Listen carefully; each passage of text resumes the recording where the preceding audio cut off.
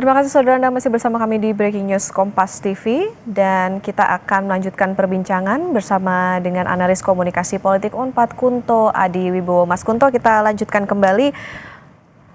Ya, Mas Kunto, kalau kita bicara, mungkin kita berandai-andai ya soal bagaimana situasi yang terjadi saat ini. Kalau misalnya sekarang juga direspon oleh pemerintah, bisa dikatakan langsung Presiden datang ke paripurna. Tetapi memang apakah ini dampaknya bisa sementara begitu atau bisa berdampak baik seterusnya? Atau ada yang perlu diperhatikan juga, tidak hanya soal respon, tapi bagaimana utak-atik kebijakannya pemerintah?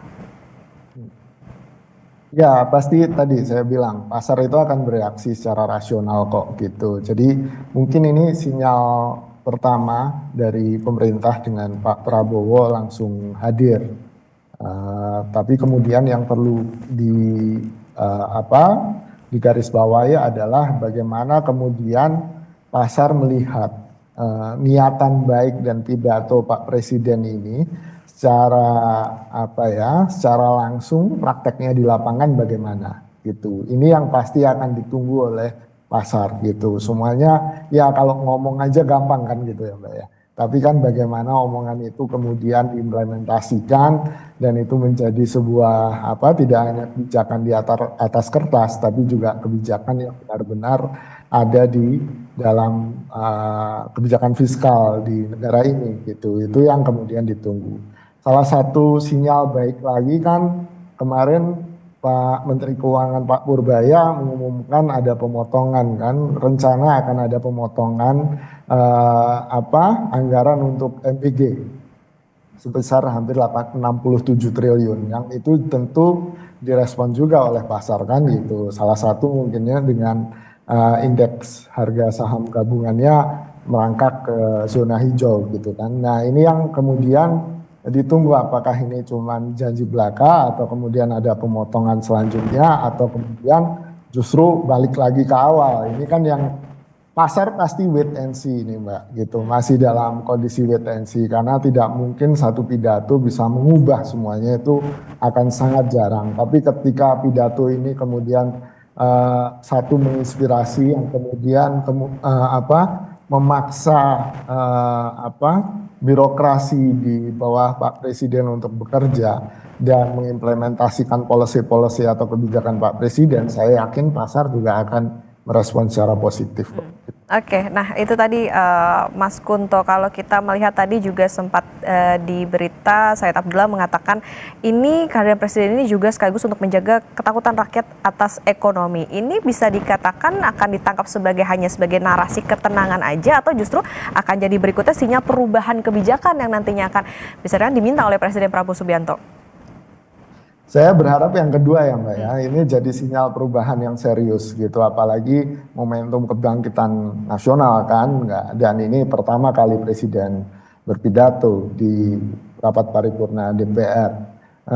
Tapi kan ya itu harapan saya sih berharap begitu. Cuman kan kalau kita lihat bagaimana kemarin muncul berita atau meme juga yang ketika Pak Presiden datang ke Koperasi Desa Merah Putih, situ harga gasnya 16.000. Padahal kita tahu kalau kita beli gas langsung di toko hari ini sekarang nggak ada yang 16.000, Mbak. Gitu. Ini kan ada problem di birokrasinya Pak Presiden yang juga masih punya kultur ABS ya Mbak ya, asal Bapak senang.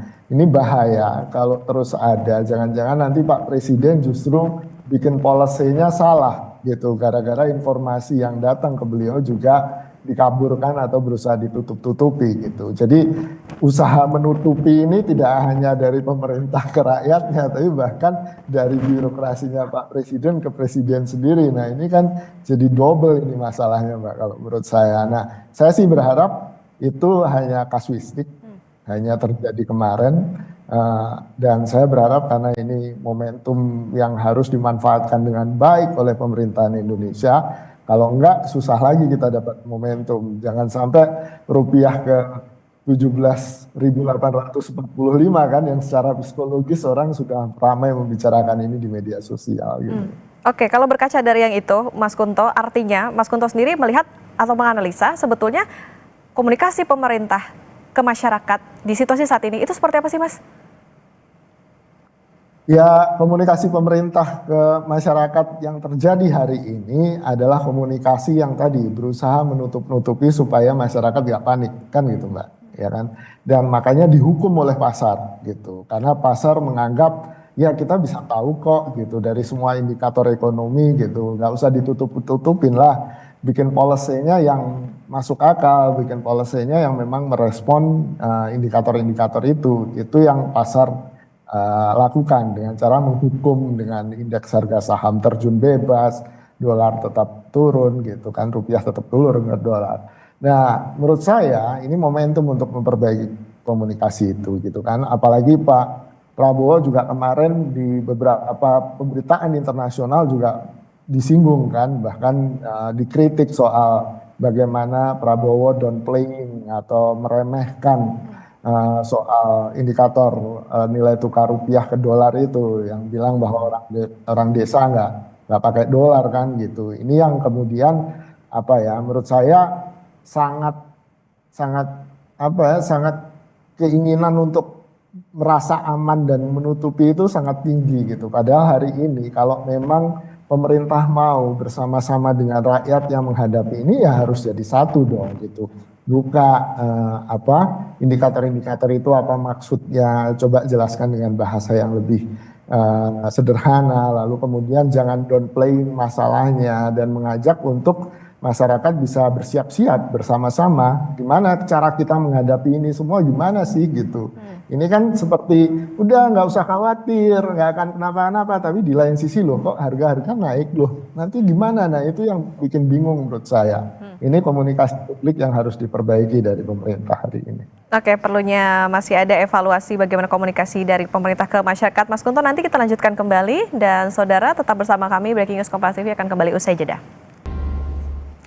Breaking News Kompas TV kembali hadir saudara, dan visual yang Anda saksikan saat ini adalah situasi terkini di ruang rapat paripurna Gedung DPR MPR RI. Terlihat anggota legislatif juga sudah bersiap untuk nantinya mengikuti rapat paripurna hari ini yang merupakan rapat paripurna ke-19 persidangan 5 2025-2026 yang dijadwalkan akan dilaksanakan pada pukul 9 waktu Indonesia Barat. Dan ini masih menunggu bagaimana nantinya pidato dari Presiden Prabowo Subianto terkait dengan kerangka ekonomi makro dan pokok-pokok kebijakan fiskal. Tadi juga sudah hadir Presiden Prabowo, Wakil Presiden Gibran Rakabuming Raka, kemudian juga didampingi oleh Ketua DPR RI Puan Maharani dan sejumlah Wakil Ketua DPR RI. Nantinya saudara ada beberapa hal yang akan disampaikan, termasuk juga tadi bagaimana penyampaian kerangka ekonomi makro dan pokok-pokok kebijakan fiskal RAPBN tahun anggaran 2027. Kemudian juga dalam rapat paripurna nantinya juga akan ada beberapa agenda lainnya, termasuk juga bagaimana prolegnas dan lain sebagainya. Dan kita akan melanjutkan kembali perbincangan bersama dengan analis komunikasi politik UNPAD, Kunto Adi Wibowo. Mas Kunto, kita lanjutkan kembali. Menarik tadi Mas Kunto sempat menyebut soal bagaimana ABS begitu. Artinya butuh evaluasi seperti apa sebetulnya saat ini yang perlu dilakukan oleh pemerintah, terutama dalam tadi hal komunikasi politik ke masyarakat, supaya jangan sampai ini cuman membuat ketenangan sementara aja soal menghadapi situasi saat ini. Ya, sebenarnya kan Pak Prabowo menang Pilpres kemarin salah satunya karena publik percaya bahwa Pak Prabowo bisa mendapatkan atau bisa meraih aspirasi masyarakat secara langsung tanpa difilter gitu. Masyarakat percaya atau pemilih percaya paling tidak Pak Prabowo bisa benar-benar mendengarkan apa yang jadi keluh kesah masyarakat. Tapi kan setelah Pak Prabowo jadi presiden, kondisinya mungkin agak bergeser gitu kan. Pak Prabowo lebih sering menghabiskan waktunya dengan kunjungan di luar negeri, lalu kemudian kemarin waktu Hari Buruh atau May Day juga terlihat Pak Prabowo beromantisme dengan gaya kampanyenya. Itu sebenarnya yang kita tunggu kan Mbak, bahwa Pak Prabowo nggak difilter oleh siapapun, oleh apapun tentang apa yang menjadi keluh kesah warga gitu. Dan ini yang menurut saya harusnya ya datang dari presiden sendiri, itu yang pertama. Lalu yang kedua, ada banyak sebenarnya kanal-kanal yang bisa diaktifasi kembali. Misalnya lapor atau kemudian kanal-kanal bahwa orang sering lupa komunikasi itu bukan hanya sekedar bicara kan, tapi yang penting kan mendengarkan itu, Mbak. Nah, ini yang menurut saya jadi penting. Pemerintah harus kemudian, apalagi ada Bakom hari ini. Bakom jangan hanya jadi juru bicara, tapi juga juru mendengar kan gitu. Ini menurut saya jadi penting. Jangan sampai Pak Presiden hidup di tempurung informasinya sendiri dan itu akan justru tadi bisa dihukum oleh pasar atau membuatnya tidak relevan, policy-policy yang kemudian dikeluarkan jadi tidak relevan dan ini berpengaruh kepada kepercayaan masyarakat tentu saja. Atau justru Mas Kunto ini juga berhubungan dengan bagaimana pola masyarakat yang justru lebih suka hal-hal yang tidak substansial kah atau bagaimana Mas Kunto? Ya, pada intinya kan masyarakat atau kita sebagai orang biasa ya pengen hiburan lah, Mbak. Kan nggak mau stres-stres banget kan gitu. Itu udah dari sononya, itu udah cetakan kita memang begitu. Tapi dalam kondisi-kondisi krisis, kondisi-kondisi ketika kita merasakan bahaya, kenapa bad news itu selalu lebih menang, lebih dapat perhatian daripada good news? Karena secara evolusi manusia, secara psikologis, kita selalu ingin siap ketika ada bahaya itu datang kan gitu, ya kan? Kita nggak mau tiba-tiba diserang tanpa kita siap dulu. Makanya bad news itu akan punya derajat rasa penting yang lebih tinggi daripada good news gitu. Makanya nggak ada salahnya kok kemudian bilang bahwa kita harus hati-hati loh karena akan ada begini. Kita harus melakukan ini bersama. Menurut saya itu nggak ada salahnya daripada kita tetap meninabobokkan warga lalu kemudian seakan-akan semuanya baik-baik saja tapi tiba-tiba kondisinya sudah susah lagi untuk menyelamatkan diri, itu juga akan jadi panik yang berlebihan nanti justru gitu sih, Mbak. Oke, Mas Kunto, tadi juga sempat disebut soal bagaimana kunjungan Presiden ke beberapa negara yang kita tahu beberapa waktu ini, itu seberapa berdampak sih Mas sebetulnya kepada bagaimana situasi yang terjadi di domestik kita, di negara kita? Ya, sebenarnya kan alasan Pak Prabowo sebagai presiden mengunjungi banyak negara, salah satunya kan ingin menarik investasi ke Indonesia. Itu kan salah satu yang terpenting ya. Terutama soal MBG, soal program-program besar beliau yang beliau udah janjikan waktu kampanye itu bisa terlaksana. Tapi saya nggak tahu tuh bagaimana realisasinya. Itu apakah investasinya tetap datang, tapi kalau melihat dari IHSG-nya kan tampaknya yang terjadi justru hampir kebalikannya kan, capital flight dari awal tahun 2026 indeksnya di 9 ribuan, sekarang di 6 ribuan, 6.300 sekian gitu.